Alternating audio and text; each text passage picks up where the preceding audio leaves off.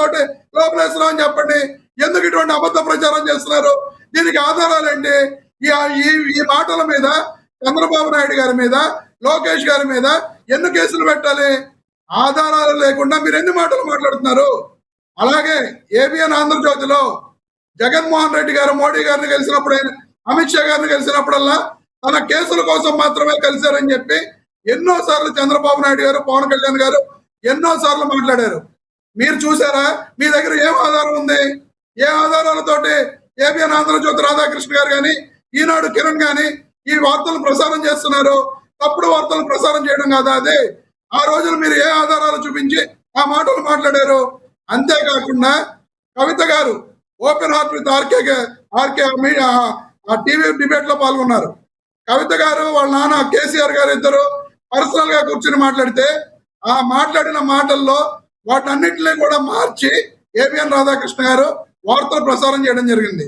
Kavitha garu open heart with ABN RK డిబేట్కి వెళ్ళి మీరు ఇలా చెప్పారు, మీ దగ్గర ఏ ఆధారం ఉంది అంటే ఏబిఎన్ రాధాకృష్ణ గారు చెప్పిన మాటలంటే తెలుసా మీకు? జర్నలిజం లో సోర్స్ మేము ఎప్పుడు చెప్పాం, మా సోర్సెస్ మాకుంటాయి, మేము మాట్లాడతాం, ఆధారాలు మేము చెప్పము అని చెప్పి ఆయన చెబితే ఇది కరెక్ట్ జర్నలిజం కాదు, ఇది వరస్ట్ జర్నలిజం, ఇది తప్పుడు జర్నలిజం అని చెప్పి కవిత గారు స్వయంగా ఏబిఎన్ రాధాకృష్ణ గారి open heart with RK debate లో మాట్లాడిన సంగతులు కూడా మీరు అందరూ తెలుసుకోవాలి. ఈ రోజున జర్నలిస్టులు కానీ లేదా మాట్లాడే వ్యక్తులు కానీ వాళ్ళకున్న సమాచారం వరకు మాట్లాడతారు. మాట్లాడిన తర్వాత మనం అది తప్పు అయితే రమేష్ గారు ఒక క్వశ్చన్ మిమ్మల్ని అడగాలి. ఏబిఎన్ రాధాకృష్ణ గారు కవిత గారిని ఉదరాన్ని చెప్పారు మీరు, మరి సాక్షి మీడియాలో ఏమి ఆధారాలు ఉన్నాయని చెప్పి నారాసుర రక్త చరిత్ర అని చెప్పి మీరు అప్పట్లో మరి ప్రోపగండ చేశారు, దాని గురించి మీకు కనబడదా? అది కూడా చెప్తా వినండి. చెప్పండి. వైఎస్ రాజారెడ్డి గారిని చంపింది ఈ రోజున టీడీపీ పార్టీ ఉపాధ్యక్షుడిగా ఉన్న పేర్ల పార్థసారథి రెడ్డి గారు. ఆయనే స్వయంగా మేమే చంపాం ఒప్పుకున్న వ్యవహారాన్ని కూడా అందరికీ తెలుసు. అదే పేర్ల పార్థసారథి రెడ్డి గారు మొన్న కూడా ఏబిఎన్ ఆంధ్రజ్యోతి ఛానల్లో కూర్చుని మేమే చేయించామని చెప్పి డైరెక్ట్ గా చెప్పారు. అందుకు మేము శిక్ష అనుభవించామని చెప్తున్నారు. అటువంటి వ్యక్తి ఈ రోజున తెలుగుదేశం పార్టీ జాతీయ ఉపాధ్యక్షుడిగా అక్కడ కూర్చుని మాట్లాడుతున్నారు. ఈ రోజున అటువంటి హంతకులను ప్రోత్సహిస్తున్నది ఎవరు? తెలుగుదేశం పార్టీ కాదా?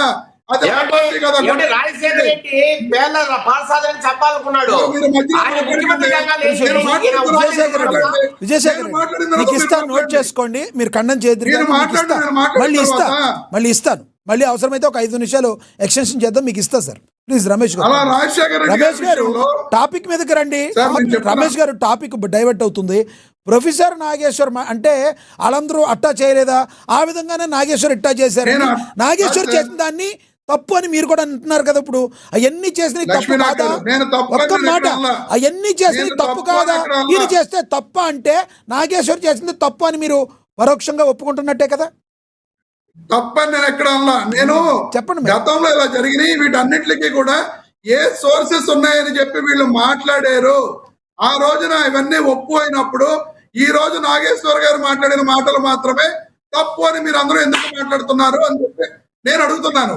ఎందుకంటే నిజంగా జర్నలిజంలో నిజంగా లక్ష్మీనాథ్ గారు మీరు కొంత సమాచారం నా దగ్గర నుంచో లేదా విజయభాస్కర్ రెడ్డి గారి దగ్గర నుంచో లేదా జనసేన పార్టీ అధికార ప్రతినిధి గారి దగ్గర నుంచో ఏదో కొంత సమాచారం సేకరిస్తారు. సేకరించింది నాకున్న సమాచారం మేరకు మీరు మాట్లాడతారు. మాట్లాడిన తర్వాత అది నిజంగా తప్పు అయితే నా పార్టీ తరఫున మాట్లాడితే నేను ఖండించాలి, లేదా జనసేన పార్టీ తరఫున మాట్లాడితే వాళ్ళు ఖండించాలి, లేదా టీడీపీ పార్టీ తరఫున ఖండించాలి. అంతేగాని ఈ రోజున అటువంటి వ్యక్తిని పట్టుకుని ఒక పేటీఎం అంటూ ఇష్టానుసారం సోషల్ మీడియాలో ట్రోల్ చేస్తూ అటు టీడీపీ పార్టీ జనసేన పార్టీ చేసిన వికృత చేష్టలు ఈ రాష్ట్రంలో మొత్తం అందరూ కూడా చేశారు. అవి చేయడమే కాకుండా కేవలం కేసులు పెట్టడం, కాకినాడ పోలీస్ స్టేషన్ లో ఆయన మీద 2 కేసులు నమోదు చేశారు. రేపొద్దున లక్ష్మీనాథ్ గారు మీరు ఇప్పుడు క్వశ్చన్ మార్క్ పెట్టారు. అంబటి అండ్ ప్రకాష్ రాజ్ ఏంది లొల్లి అని చెప్పి, ఏంటి వాళ్ళు చేస్తుంది? క్వశ్చన్ మార్క్ పెట్టారు కాబట్టి అక్కడతోటి నేను క్వశ్చన్ మార్క్ పెట్టాను సార్ అని చెప్పి చెప్పుకోవచ్చు. కానీ వాళ్ళు ఏం లొల్లి చేశారు? ఉన్న వాస్తవే కదా మాట్లాడింది. ఒకటి ప్రజలు ఏం కోరుకుంటున్నారు?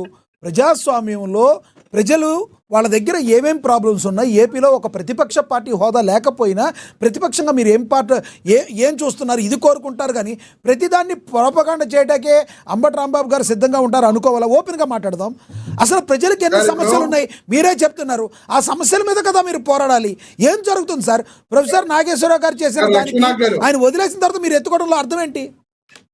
లక్ష్మీనాథ్ గారు చెప్పండి. ఇప్పుడు చంద్రబాబు నాయుడు గారు మొన్న చిత్తూరు కార్యక్రమానికి వెళ్ళారు. అది ప్రభుత్వ కార్యక్రమమే కదా. ఆ ప్రభుత్వ కార్యక్రమంలో వైఎస్ఆర్ కాంగ్రెస్ పార్టీ గొడ్డల పార్టీ జగన్మోహన్ రెడ్డి గారు గొడ్డలు పట్టుకుని అందరిని చంపుతాడు ఈ రకంగా, అలాగే దానిలో మాట్లాడకూడదు. కరెక్ట్, తప్పది. చంద్రబాబు గారు వెళ్ళిన కార్యక్రమం వేరు, చంద్రబాబు గారు వెళ్ళిన కార్యక్రమం వేరు, ఆయన మాట్లాడాల్సిన మాట కాదు. అది నేను కూడా ఖండిస్తున్నా 100%. అదే సార్, ఈ రకంగా వీళ్ళు మాట్లాడుతూ ఎదుటి పార్టీ మీద తప్పులు చేస్తున్నట్టుగా వీళ్ళు మాట్లాడుతున్నారు. ఆయన మాట్లాడిన తర్వాత మాత్రమే జగన్మోహన్ రెడ్డి గారు ప్రెస్ మీట్ పెట్టి నా తాత రాజారెడ్డి గారిని చంపిన వాళ్ళని నేను ఏమీ చేయకుండా వదిలేశానని చెప్పి చంద్రబాబు నాయుడు గారు గొడ్డల పార్టీ నారా లోకేష్ గారు గొడ్డల పార్టీ అని మాట్లాడుతున్న తరువాత జగన్మోహన్ రెడ్డి గారు మాట్లాడారు తప్ప జగన్మోహన్ రెడ్డి గారు ఎప్పుడూ కూడా మొట్టమొదటిగా ఏ వ్యక్తిని కూడా తెలుగుదేశం పార్టీ చంద్రబాబు నాయుడు గారిని కానీ లేదా లోకేష్ గారిని కానీ విమర్శించిన దాఖలాలు లేవు. వాళ్ళు మొదలు పెడుతున్నారు. ఆ మొదలు పెట్టిన కార్యక్రమాన్ని ముందుకు తీసుకెళ్లాల్సిన పరిస్థితులు క్రియేట్ చేస్తున్నారు.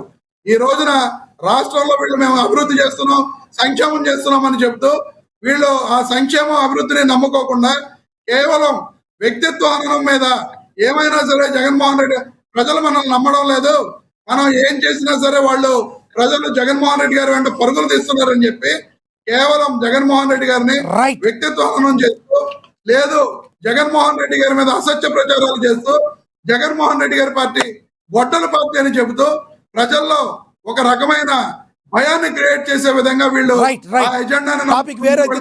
మాట్లాడతా. మళ్ళీ ఇస్తా సార్, మీకు మళ్ళీ ఇస్తాను. మనతో స్టూడియోలో అందుబాటులో ఉన్నారు జనసేన నేత లక్ష్మీకాంత్ గారు, ఆయనతో మాట్లాడతాం. లక్ష్మీకాంత్ గారు నమస్తే అండి. నమస్తే. ఏంటి లక్ష్మీకాంత్ గారు, ఏంటి ప్రకాష్ రాజు గారికి ఎందుకు పగ? జనసేన అంటే పగ, లేదంటే ఆయన ప్రతిసారి కూడా ఎందుకు ఇబ్బంది పెట్టాలని ట్రై చేస్తారంటే ఏం చెప్తారు మీరు? సార్, ముందుగా మీకు ప్యానెల్లో సభ్యులకి ఏఎన్ఎన్ వీక్షకులకి అందరికీ నమస్తే అండి.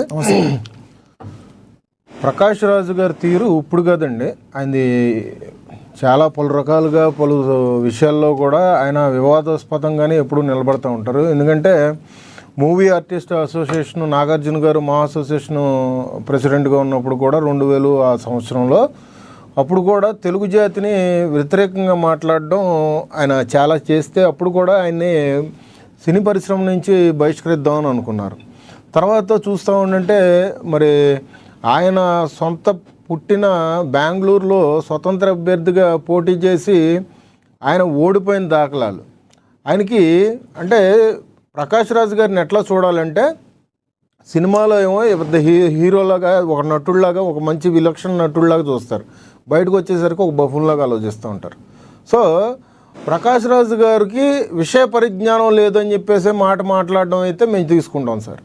ఎందుకంటే సార్ ఇక్కడ ప్రధానంగా ప్రొఫెసర్ నాగేశ్వరరావు గారి విషయం మనం చర్చించుకుంటామనంటే ఆయన అన్న మాటలు ప్రకారంగా ఆయనకి ఏంటంటే నిరాధారమైనవి, ఆధారాలు లేనటువంటి మాటలు మాట్లాడారు. ఎందుకంటే అమిత్ షా గారి దగ్గరికి పవన్ కళ్యాణ్ గారు, మనోహర్ గారు, ఇతరులు వీళ్ళు కలిసి వెళ్ళి జగన్మోహన్ రెడ్డి గారిని అరెస్ట్ చేయాలి అని చెప్పేసి చెప్పినట్టుగా, దానికి అమిత్ షా గారు